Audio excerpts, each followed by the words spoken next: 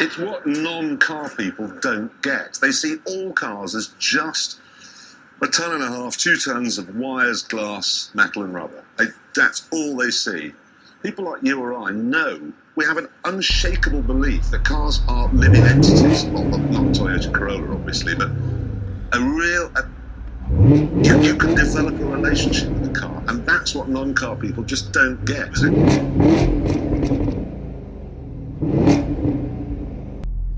So I'm just sitting here in my Camaro, rocking out to some U2, just enjoying myself driving this car.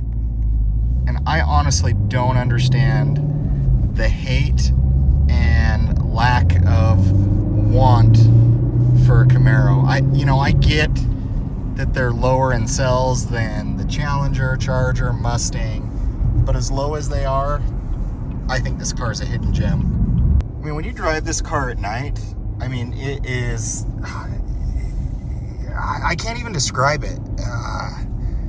I mean, it is just, it's a Saturday night, I'm cruising around, just shifting through the gears, and I forget about all of the issues of my other car or just challenges in life. And just the technology this car is packed with, just rocking out right now, and just the sound of the exhaust, just the V8, like, I really don't get the hate for Camaros. I don't. And I think if more people actually drove these cars, they would thoroughly be impressed by what this car can do. And I apologize, guys, my car is dirty. It's been raining and snowing, but I know I've covered this topic, but man, I get everybody has preferences and that they have likes, but there's articles out there of how big of a drop the Camaro is taking when it comes to this segment. And I honestly just don't get it.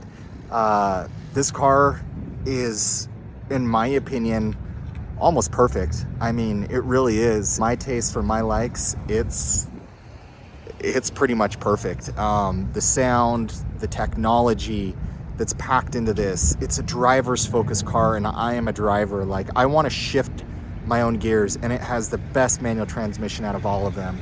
The technology, the sound system, the heads-up display, the PDR where I can record myself driving and shifting through gears. The transmission is just so smooth. No lift shift, auto rev match. I mean, it goes on and on and on. And these wheels, I never get tired of them. I don't get it. What I don't get is how the sales numbers are just like so vastly different from the Camaro to the other brands. Like, the Mustang kind of blends the two. Dodge just always has their loyalists, and I think, you know, as long as there's a Hemi in it, they will buy it. But, you know, for me, I like that Camaro doesn't sell a lot, but what do you guys think? Why? I know we've talked about marketing. I don't think they marketed the Camaro very well, but I feel people form opinions of this car without driving it, because I've thought that the honeymoon phase for me on this car would wear off, and it hasn't. I mean, the more I drive it, the more I get on it. Man, of all of my cars, when I step on the gas or just rev it up, it just shakes the entire car. My Challenger was very similar to that, but just the exhaust notes, I mean, it's just perfect. And so I just can't believe there's that big of a gap with Camaro when it comes to the Challenger and the Mustang. And I know right now it's kind of a moot point, because at the end of the day, these cars are kind of going away, and they're not going to bring them back, I don't think, in this form anytime soon. So it's definitely interesting and intriguing. And honestly, a legitimate question that I have is, for those of you that own a Challenger, Mustang, or a Camaro, how often are you driving those cars with somebody in the back seat or even in the passenger seat? I know for me, I just use the back seat for my kids or when my wife and I are on a date, but most of the time I'm not hauling people around. So is space really the issue? Is that really the thing? Is it the looks? Because, you know, looks is, you know, that's a hard one to really tie a number into, and looks are just so subjective. And another question that I have is if Dodge owners, you know, are buying these cars because of the 70s and because they like Dodges. Same with the Mustang people. Where are the Camaros at? You know, I have to think between the Chevelle, the Camaro, and those cars in the older days that I don't know the numbers, but I have to imagine that Chevy did very, very well in terms of sales. And think of the Chevy Impala. I mean, there's so many cars that, you know, Ford and others were trying to outdo. And another thing that's interesting is, when is the last time you have seen a commercial for a Mustang or even a Camaro? Dodge, I can think of seeing one within the last month. And that, I think, proves a huge point that marketing still works. That's my background. I think Chevy has too many different offerings, to be honest. I mean, well, they have the Corvette that they don't really want to compete with too much. You know, obviously Cadillac with the Blackwing. But Chevy hasn't paid attention to the Camaro, and it's interesting because I think the Camaro is going to go out with a bang. They're going to make some adjustments, but it's interesting. Dodge stuck to a very similar recipe they always have, and they marketed it. And I think that makes all the difference. You know, and what's interesting with the Camaro is, in my opinion, I love the looks of it. It's more modern, it's not stale.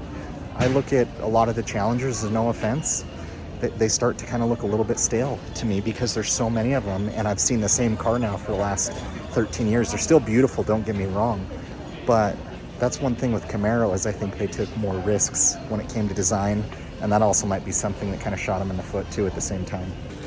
And honestly, what's extremely funny for me is back when I kind of made decisions for YouTube, which I learned that was foolish. Nobody wanted me to get a Camaro. I had a lot of Dodge folks write me a lot of fun messages about they're done with my platform. Well, cool. It costs you nothing to watch it, and I really don't care if you watch it or not. But what's funny is I stuck with my gut, and my Camaro videos have done way better than any other video that I have done. And it's just crazy. When you try and, for those of you on here, if you're trying to order a Camaro, it is almost impossible to get one, and they get snatched up quick. So I don't know. Help me out, guys. What am I missing? All the major food groups. Keeping it healthy. Keeping it healthy. This is probably one of my favorite drinks.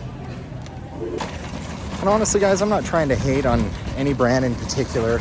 It's just, I really don't understand the hate, or maybe not necessarily the hate isn't the best word, but the lack of want for the Camaro. And you know, another thing is I've owned all three of these cars. I've owned all three of them. And it's not like I went 2 years, 3 years. I have owned all three of these cars within the last year. I had my Challenger this time last year. And I don't get it. And a lot of times people are like, Austin, you daily drive your car. Like, aren't you afraid of salt? Aren't you afraid? No, I'm not. Because you know what? I spent 50 grand on this car. And I fully intend to enjoy every minute of it. And then people are like, well, what about rust that you're going to get on the car? Honestly, by the time this car starts to rust or has any issues with it, I guarantee I probably won't own it, or I'll own something different. But if you guys want museum pieces, then sure, tuck them away. But for me, I daily drive this car in Utah. I'll make the car go sideways. And, you know, for me, it's fun. I enjoy it. I have other cars I could drive, but you pay all this money for these cars, enjoy them. And I think that's what these cars are meant for. They're meant to be enjoyed. And I don't know, you know, it's crazy. So I know everybody buys these cars because of the space in the trunk, but I have golf clubs in here. I have milk. I have 3 cases of soda. I still have plenty of room if I needed it, but you guys can't tell me room is the thing. It's not. I don't think, I don't buy that. And I think really what it boils down to, there's a lot of things that we could talk about on this topic, but I think Chevy took more risks. And with risks There's high reward and there's also great losses. And you look at the Dodge formula, the Ford formula, they're following their formulas from the 70s and even into the 60s. And that works for them. It absolutely works for them. But when it comes to Chevy, they took some risks. When it came to design, Ford and Dodge kept their cars more retro looking, and Chevy decided, hey, we're going to make it look futuristic. And that appeals to some people and it doesn't. So I get it. I guess the whole point of this video that I'm trying to make is I just don't understand.